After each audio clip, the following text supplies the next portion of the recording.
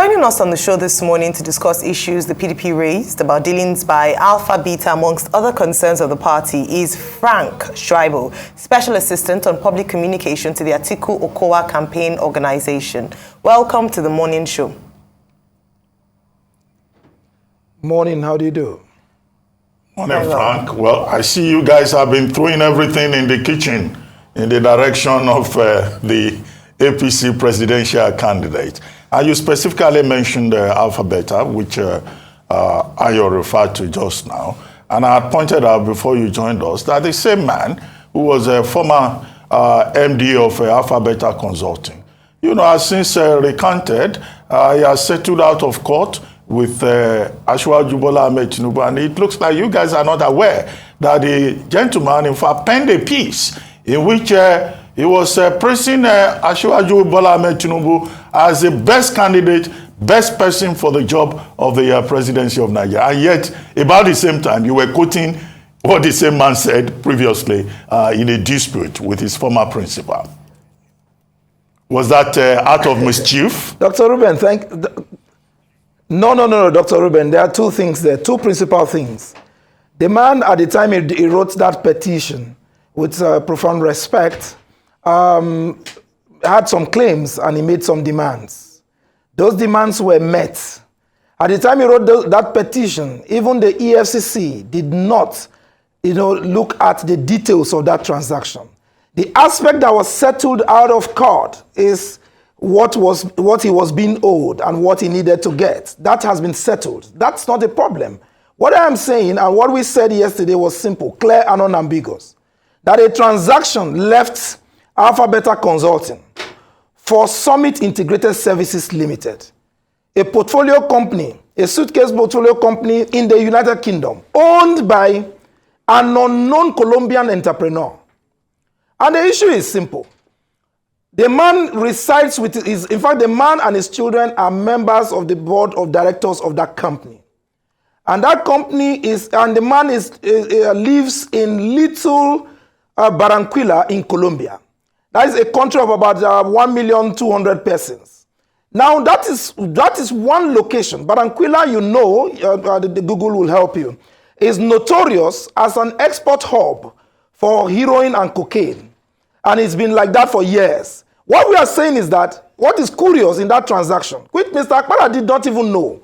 You understand me? So we don't even need Mr. Akpara. We thank him for furnishing Nigerians with those details in his petition. So we are not bothered about what transpired between him and Shuaibu Tinubu. What is our concern is that for a man who was indicted and forfeited for $60,000 to the US government in a heroin trafficking case. So as at 2015, years after that case, where he now ran back to Nigeria and joined politics and all of that, a few years after he left office, at 2015, particularly on the 18th of March 2015, a transaction in two tranches of over $4 million left Alpha Beta Consulting for Summit Integrated Services, a company owned by a Colombian. Now the issue is this, sir. When we checked the net worth of that company, it was a little over $50,000. Now, what is the transaction for?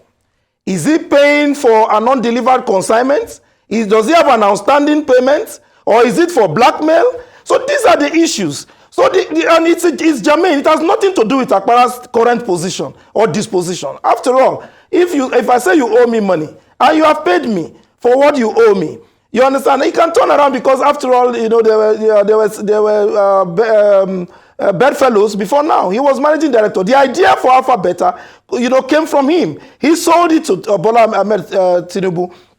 He bought the idea and they started the company. Along the line, a lot of water passed under the bridge. He now decided that, look, I am protesting this time round because a lot of water passed under the bridge. Some transactions, huge transactions. He even mentioned transactions like $1 billion that left to Vintage Press, publishers of the Nation newspaper. We are not bothered about those transactions. We are not looking at any other transaction. The one that is of particular interest to Nigerians is the one that left from Alpha Beta to Summit Integrated Services Limited.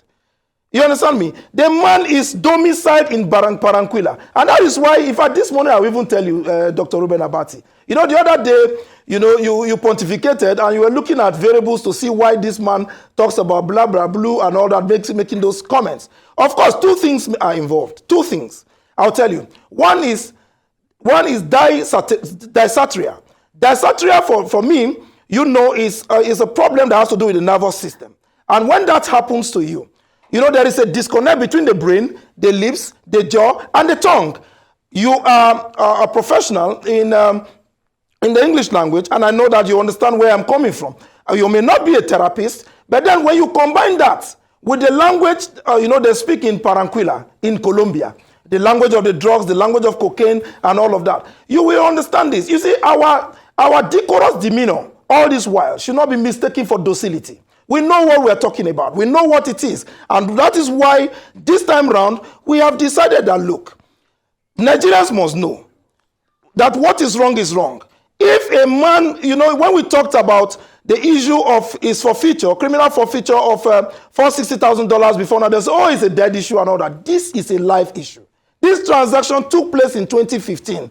With many more transactions. You see, that press conference you saw yesterday was just part one. Many more transactions left the account of Alpha Beta, left the account of Lagos State government many years, in fact, while he was in office, till when he left office, until today. So we are saying that if you said that, okay, look, 460,000 forfeiture was in the past. We are talking of the present. We are talking of live issues. It's about Nigeria. It's about our people. It's about making the right choice. It's about taking the right decision. So it is not as if Aquara's capitulation has anything to do with us. It has nothing to do with us. Frank, it did well. Frank, yes, we're trying to manage time. But very quickly, if you can do it in less than a second, if that is possible. Now, all these ultimatums that you spokespersons are giving state agencies, EFCC, NDLA, NAFDAC, what gives you the confidence that those agencies will take directive from campaign spokespersons? Dr. Abati, you see, the truth is this. If you notice, if you followed our press conference yesterday, we did not give ultimatum. We did not compel.